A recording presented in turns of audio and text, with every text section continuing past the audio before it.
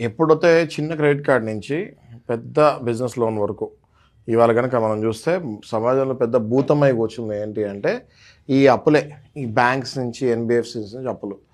రైతులు ఆత్మహత్యలు అనేవి మనం కామన్గా వింటూ ఉన్నాం కదా ఛానల్లో. బ్యాంకు రుణాలు తీర్చకుండా పాపం ఐటీ ఉద్యోగుల ఆత్మహత్యలు కూడా ఈ మధ్య చూస్తున్నాం.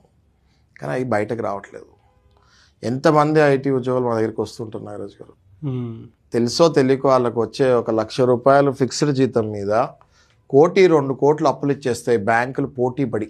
₹1,00,000 జీతగాడు 3-4 కోట్ల ఈఎంఐలు ఎలా కడతాడు? నెల నెల తింటాడా, ఇంటికి రెంట్ కడతాడా, లేకపోతే ఈఎంఐలు కడతాడా?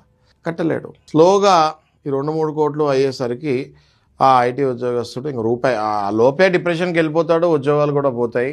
ఈ 3-4 కోట్లు నెత్తి మీద వేసుకొని భార్యా పిల్లల్ని పక్కన పెట్టుకొని అప్పులు తీర్చాలా, భార్య పిల్లల్ని చూడాలా, ఈయన సాఫ్ట్వేర్ ఉద్యోగి కదా అని సంబంధం ఇచ్చి పెళ్లి చేస్తుంటారు అవతల అత్తగారు మామగారు. వాళ్ళ ఆస్తులు కూడా అంత ఉండవు. ఈయన ఏం చేయాలో తెలియక డిప్రెషన్లోకి వెళ్ళి స్లోగా సూసైడ్స్ చేసుకొని కాలగర్భంలో కలిసిపోతున్నారు ఎంతోమంది ఐటీ ఉద్యోగులు. ఓకే, ఒకప్పుడు సాఫ్ట్వేర్ ఉద్యోగం అంటే అబ్బా అనేవాళ్ళు.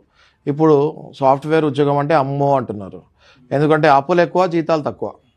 బ్యాంకులు 1,00,000 జీతగాడికి 2-3 కోట్ల అప్పులు ఎలా ఇస్తున్నాయి? ఒకటేసారి దళారీ ఎవరైతే ఉంటాడో మధ్యలో బ్యాంకుకి ఈ అప్పు తీసుకునేవాడికి మధ్యలో ఒక ఏజెంట్ ఉంటాడు. డీలర్, డిఎస్సి అనొచ్చు, డిఎంఏ అనొచ్చు, డీలర్ అనొచ్చు, ఏజెంట్ అనొచ్చు, బ్రోకర్ అనొచ్చు. ఒకటేసారి ఆ వ్యక్తికి ఎక్కడైతే 10 లక్షల ఎలిజిబిలిటీ ఉంటుందో ₹1,00,000 లోన్లు టకటక ఆయన నెత్తి మీద వేసేసరికి కట్టలేకపోతున్నాడు. బ్యాంకులకి ఈ విషయం తెలియదు అని కానే కాదు, బ్యాంక్ మేనేజర్లు కూడా ఇందులో ఇన్వాల్వ్ అయి ఉంటారు. ప్రతి బ్యాంక్ మేనేజరు ఎవరైతే ఎలిజిబిలిటీ లేకపోయినా కూడా డబ్బులు ఇస్తాడు, బ్యాంక్ మేనేజర్ కూడా అందులో ఇన్వాల్వ్ అయి ఉంటాడు. కట్టనప్పుడు ఏమీ తెలియదు అన్నట్టు చేతులు కట్టుకొని నుంచుంటారు బ్యాంక్ మేనేజర్లు. ఇవన్నీ మాలాంటి అడ్వకేట్స్ లేదా పోలీసు వాళ్ళు ఇన్వెస్టిగేషన్లో ఎవరైనా ఇట్లాంటి సూసైడ్స్ చేసుకున్నప్పుడు బయటకు తీసి వాళ్ళ ఉద్యోగాలు కూడా పోయేటట్టు చేయాలి నాగరాజు గారు. ఇంకోటి ఏంటంటే తరచుగా మనం మాట్లాడేదే, నేను మళ్ళీ చెప్తున్నాను, ఇంటికి వచ్చి హెరాస్మెంట్ అన్నది మీరు 1% కూడా ఇంకా తీసుకోకండి. కొన్ని వందల వేల వీడియోల్లో మనం చెప్పాము. ఇంకా ఇంటికి వచ్చి హెరాస్మెంట్ చేస్తే వాళ్ళది తీసుకునే అవసరమే లేదు.